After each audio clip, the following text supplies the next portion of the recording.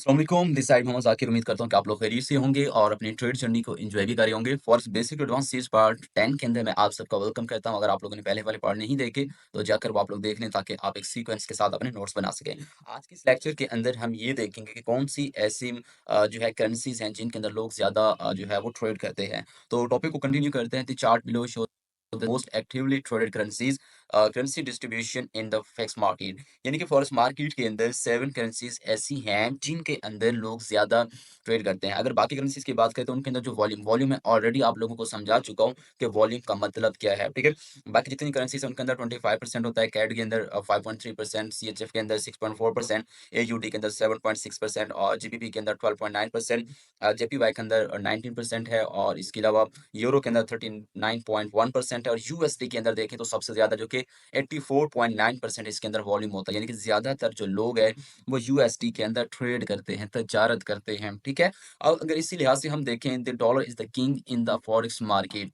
Dollar जो है forex market के अंदर किंग है। अब इसके पीछे काफ़ी वजूहात हैं कि डॉलर ही किंग क्यों है? एक तो जो यूनाइटेड स्टेट यानी कि अमेरिका है उसकी जो इकोनॉमी है वो स्ट्रॉन्ग स्टेबल है, ठीक है? अब इसके पीछे काफ़ी वजूहात हैं। हमें हिस्ट्री ऑफ मनी को भी समझना पड़ता है और भी काफ़ी सारी ऐसी चीज़ें हैं जो इंशाल्लाह आने वाले लेक्चर्स के अंदर हम डिस्कस करेंगे कि आखिर इसके पीछे ऐसी क्या वजह है? क्योंकि आप लोगों के दिमाग में एक सवाल होता होगा कि बाकी कुछ ऐसी करेंसीज़ हैं जैसे यूरो, यूरो की प्राइस डॉलर से ज़्यादा है, लेकिन डॉलर ही किंग क्यों है? ये एक सवाल है, ठीक है? तो इसके पीछे काफ़ी वजूहात हैं और इंशाल्लाह आने वाले लेक्चर्स के अंदर हम डिस्कस करेंगे या लाइव क्लासेस के अंदर हम डिस्कस करेंगे। तो डिटेल्स ऑफ फॉरेक्स मार्केट के अंदर हम देखें तो ये मार्केट जो है 24 आवर जो है वो रहती है, कोई लिमिटेशन प्लेस नहीं है।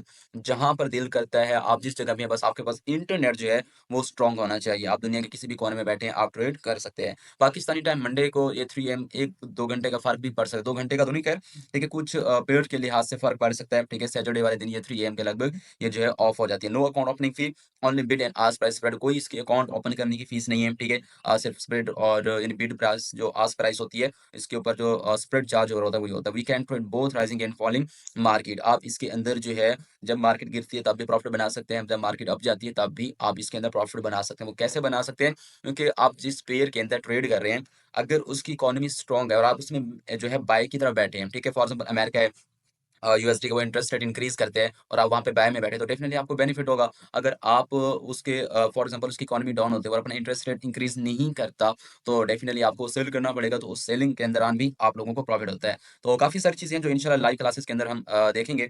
इसके अलावा नेक्स्ट हम चलते हैं मेजर मार्केट्स की अगर हम बात करें, तो मेजर मार्केट के टाइम ज़ोन के अंदर यानी कि फॉरेक्स टाइम ज़ोन कन्वर्टर के अंदर अगर हम देखें तो तकरीबन सबसे ज़्यादा जो ट्रेड होती है वो भी हम देखेंगे। लेकिन मुख्तलिफ जो है इसके अंदर सेशन है जैसे सिडनी है, टोक्यो है, लंदन है, न्यूयॉर्क है। London is global centre of the forex London account volume is 35% of the total worldwide daily यानी कि सबसे ज़्यादा जो वॉल्यूम होता है, वो लंदन सेशन के दौरान होता है। New York account volume is 70% and Tokyo at 6%, remaining 42% is divided in Sydney and other small exchanges. यानी बाकी जितने भी छोटे-छोटे एक्सचेंजेस हैं, उनके अंदर 42% वॉल्यूम रहता है। लंदन की वजह ये है कि उसके अंदर वॉल्यूम क्यों होता है? क्योंकि लंदन सेशन के दौरान जो है न्यूयॉर्क सेशन ओपन होता है, ठीक है? और यानी कि ऑलमोस्ट लंदन एंड होने वाला होता है, यानी कि 50% आप रख लें या 60% कवर होता है, तो टोक्यो सेशन भी साथ स्टार्ट होता है, ठीक है? तो जिसको एनवाय टोक्यो नहीं सॉरी एनवाय जो है न्यूयॉर्क सेशन जो है वो स्टार्ट होता है। तो उसके अंदर होता क्या है कि दोनों जब आपस में कंबाइन होते हैं तो उसके अंदर वॉल्यूम जो है वोलेटिलिटी थोड़ा बढ़ जाती है। तो अगर सिडनी को हम देखें तो पाकिस्तानी टाइम ये ऑलमोस्ट 3 एम ये ओपन होता है, जैसे ये 25% बढ़ता है तो टोक्यो स्टार्ट हो जाता है, जैसे टोक्यो 75% कह लें कि कंप्लीट होता है तो उसके बाद लंदन सेशन स्टार्ट हो जाता है, ठीक है? लंदन सेशन के बाद जो है वो एनवाय सेशन यानी कि न्यूयॉर्क सेशन स्टार्ट हो जाता है और इसी तरीके से ये सर्कल जो है 24 आवर जो है ये चलता रहता है, ठीक है? तो ये कुछ चीज़ें मज़ीद डिटेल्स के अंदर हम लाइव क्लासेस के अंदर हम चलेंगे और वहाँ पे हम देखेंगे क्योंकि यहाँ पर वीडियो ज़्यादा लंबी हो जाती है। उसके बाद हम करते हैं कुछ technical analysis and fundamental analysis. Technical analysis basically क्या होता है? टेक्निकल एनालिसिस इसकी शॉर्ट फॉर्म टी है, involves poring over charts to identify patterns और ट्रेंड्स। यानी कि टेक्निकल एनालिसिस के अंदर आप प्रीवियस हिस्ट्री देखते हैं। आप प्रीवियस जो है वो चार्ट जो भी होता है उसका प्राइस एक्शन को देखते हैं कि कीमतों के अंदर ऐसी क्या तब्दीली आई, किस जगह पे आई, किस बेस पे आई, जिसकी वजह से यहाँ पर मार्केट ने ये हरकत की, ऐसा क्या बना, ठीक है? यानी कि टेक्निकल एनालिसिस के अंदर और भी काफ़ी सारी चीज़ें आती हैं। अगर हम फंडामेंटल देखें, fundamental analysis F involves the pouring over economic data reports and news headlines. यानी कि जो फंडामेंटल एनालिसिस होते हैं ना, वो इकोनॉमी को देखते हैं। इकोनॉमी क्या होती है वो ऑलरेडी मैं आप लोगों को समझा चुका हूँ कि किसी मुल्क की प्रोडक्शन या पैदावार, ठीक है? को हम इकोनॉमी कहते हैं और उसी की वजह से आपको पता है मैंने पहले वाले लेक्चर्स के अंदर ये बात आप लोगों को समझाई थी कि तजारत क्यों की जाती है, करेंसी क्यों वजूद में आई? उसकी वजह है, करेंसी इसलिए वजूद में आई थी ताकि इकोनॉमी के अंदर जो भी चीज़ें हैं, उसकी जो तजारत जिस बेस के ऊपर कर सकते हैं, हम उस लेन-देन को ठीक कर सकें। बाकी पॉलिटिकल्स चीज़ों को देखते हुए फंडामेंटल जो हम एनालिसिस करते हैं कि गवर्नमेंट अपना इंटरेस्ट रेट बढ़ा रही है, कम कर रही है, बहुत सारी चीज़ों को हम देखते हैं, जो कि जब हम अपने स्ट्रैटेजीज़ के आगे आने वाले लेक्चर्स के अंदर हम डिस्कस करेंगे, तो उसके अंदर ये सारी चीज़ें सीखेंगे। टेक्निकल एनालिसिस कुछ इस तरीके से किए जाते हैं, लेकिन हर किसी की अपनी स्ट्रैटेजी है, लेकिन मैं आपको दिखा रहा हूँ कि इस तरीके से ड्रॉ करते हैं लोग। कोई सपोर्ट रेजिस्टेंस के ऊपर कर रहा होता है, कोई चार्ट पैटर्न के ऊपर कर रहा होता है, कोई जो है कैंडल्स पैटर्न के ऊपर कर रहा होता है, ठीक है? डिफरेंट पैटर्न्स के ऊपर वो कर रहे होते हैं, ठीक है? लेकिन हमारी स्ट्रैटेजी कैंडल्स या इनके ऊपर नहीं है, बाकी हमारी जो स्ट्रैटेजीज़ हैं, वो आने वाले लेक्चर्स के अंदर आप लोगों के साथ डिस्कस करेंगे। उसके बाद फंडामेंटल एनालिसिस को अगर हम देखें, तो जब आप फॉरेक्स फैक्ट्री के अंदर जाते हैं, तो वहाँ पर आप डिफरेंट न्यूज़ को स्टडी कर रहे होते हैं, ठीक है? न्यूज़ीलैंड डॉलर की, यूएसडी की, एफओएमसी की, ठीक है?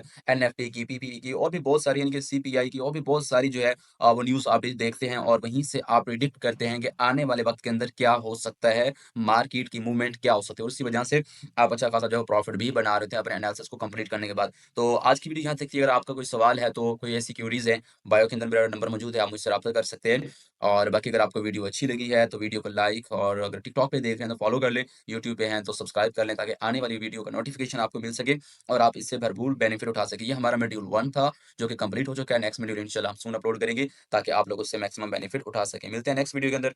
अपना बहुत सारा ख्याल रखिएगा। अस्सलाम वालेकुम, अल्लाह हाफ़िज़।